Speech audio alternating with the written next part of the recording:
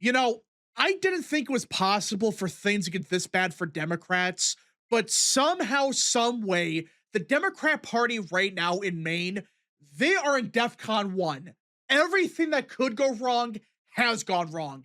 Everything's falling apart. Things are getting so bad that if things don't change immediately, and I mean like right now, there is a serious chance that they lose the Maine Senate race, which, by the way, is must win for Democrats by a landslide.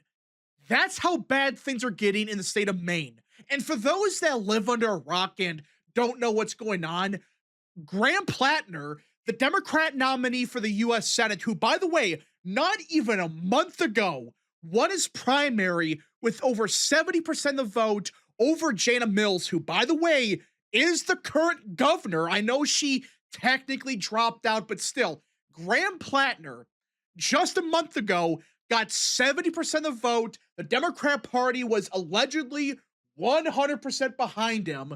Well, now it's sounding more and more likely that he's actually going to drop out because these recent scandals surrounding Plattner, it is so bad that even Democrats are realizing we are in a lot of shit.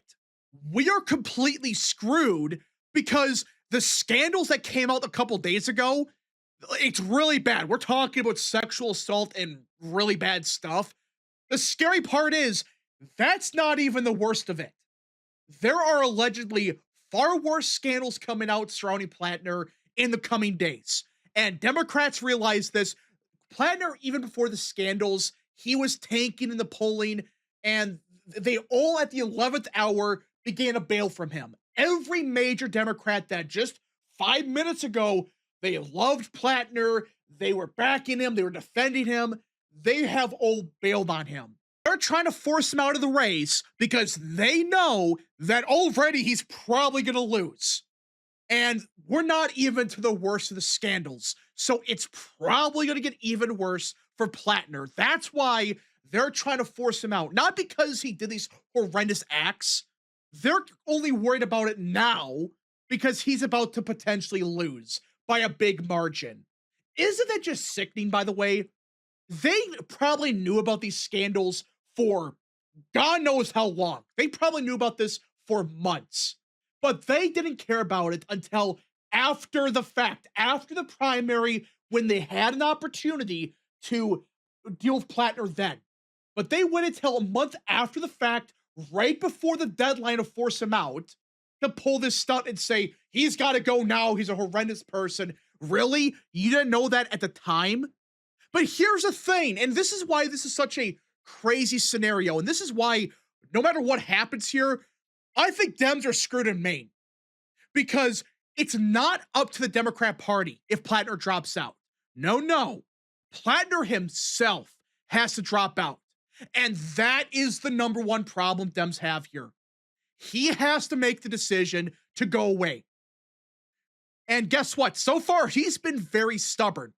Now, there's been a lot of reports going around saying that he's going to drop out in the coming days. He might have a message recorded soon. But here's the thing. And this is why I think this is more complicated than some people think it is. Plattner right now, theoretically, has all the leverage in the world. That sounds crazy, but the more you think about it, yeah, Plattner himself is the only one that could drop out. It doesn't matter what Democrats try to do, what they claim, what they try to push. It doesn't matter.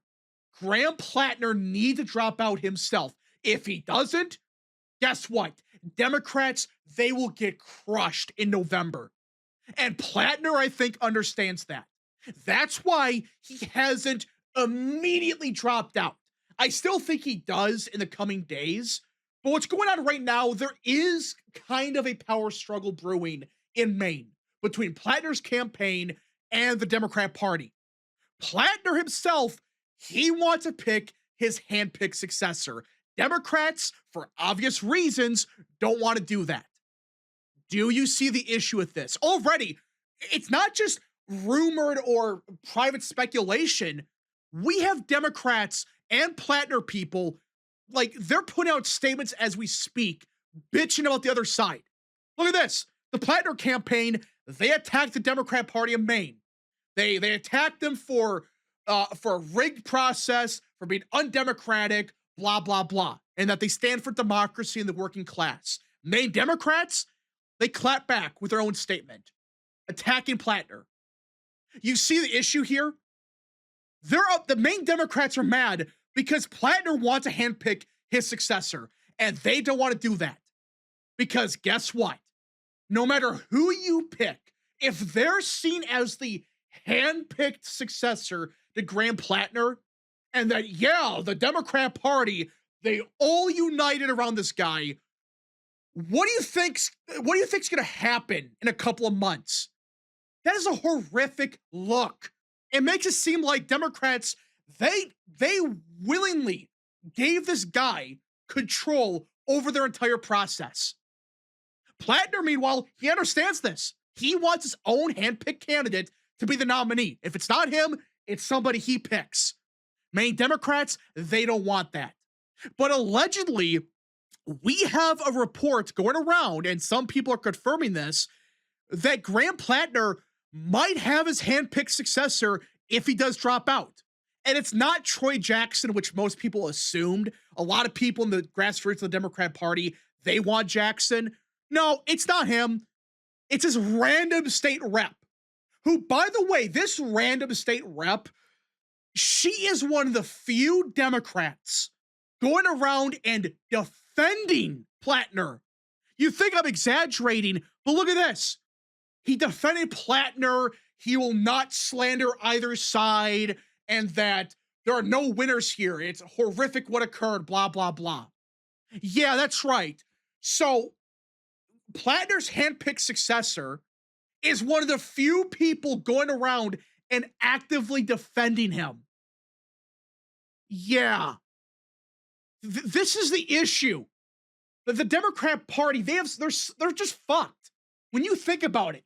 Because even Troy Jackson, 5 minutes ago, he loved Plattner. He was backing him. He was a big supporter. But now he hates Plattner. He's horrific. We got to get rid of him. All these top people they have that could potentially run, guess what? They all at one point were actually backing Plattner to a serious degree. But it looks like Plattner's pick, he wants to be this lady, this random state rep with no name recognition, no campaign, none of that. He wants that to be the nominee.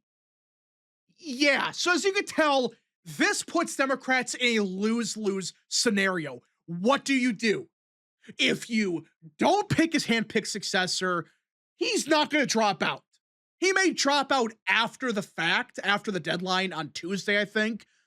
But guess what? Democrats in that scenario would lose. They may try a write-in campaign. It doesn't really matter, though. At that point, they would lose. If he drops out beforehand and they do pick his handpicked successor, that is a terrible look. I can already imagine the ads and all the messaging Republicans could use. All that to bring up is the fact that, yeah, Graham Plattner was so bad and that he picked his own successor and Democrats went along with it. And if they backstab Plattner and they don't pick his handpicked successor after the fact, guess what? Plattner may just tell his people, don't vote in November, because there are still a lot of Democrats in Maine to this day that they may not like Plattner for the scandals for obvious reasons. They're running to the New York Times and saying that, yeah, no matter what happens, I would vote for Plattner no matter what. They're all demoralized. They're upset with what happened to Plattner. They're mad about the scandals. In general, these people that Plattner is getting as supporters, they may not even vote if they actually pull this stunt. There are so many ways this could go wrong for Dems here. And you just look at the Senate map for 2026, and already, we've gone over this a million times, but it is extremely difficult for Dems to win. Like, Iowa, probably go to Republican. Texas, probably Republican. Alaska, to be determined. But let's just say Republican for now. Already, you're at 50 in the Senate for the GOP. even if Democrats won Maine in this scenario, guess what? They would still lose. They would still lose the Senate. It would be 50-50 best case scenario. And if they win Maine, well, guess what? That's 51.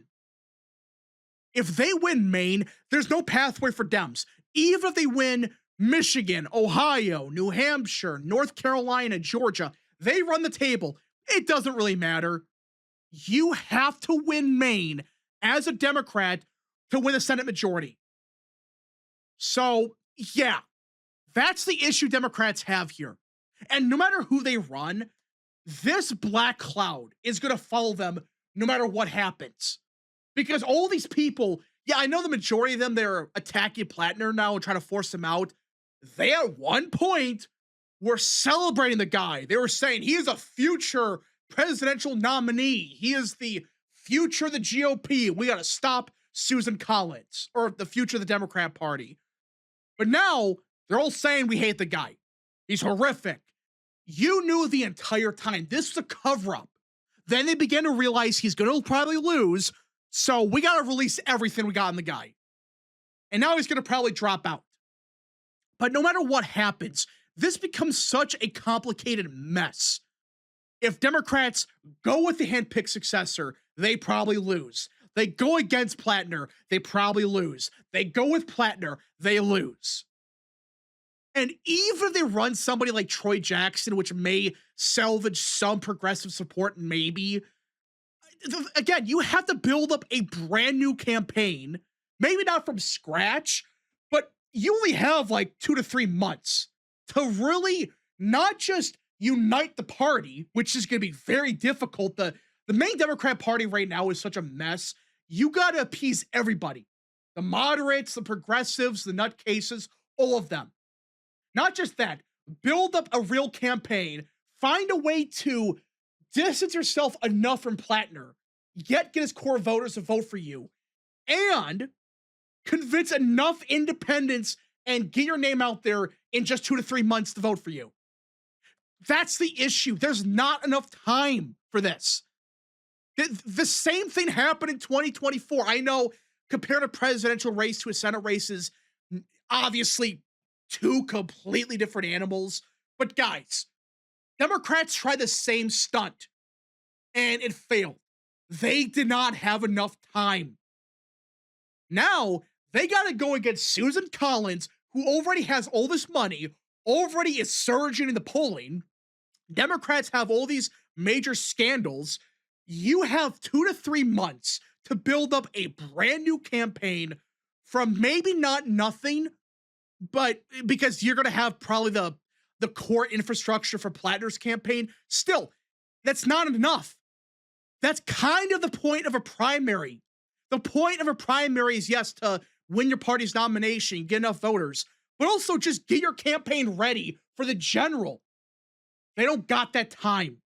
So we're going to see what happens in Maine in the coming days. There are rumors he may drop out as soon as tonight, but things are getting very wacky in the state of Maine. And if you're a Democrat, you're not in a good mood either way. I really see this as a lose-lose-lose scenario. I get Democrats could still win this race. I'm not saying they can't. But really, you just look at all the scenarios. It really feels like this is Collins' race to lose. But anyways, folks, thank you so much for watching. If you guys did enjoy, smash the like button down below, subscribe, share with your friends, and of course, join the channel today. Godspeed to all of you.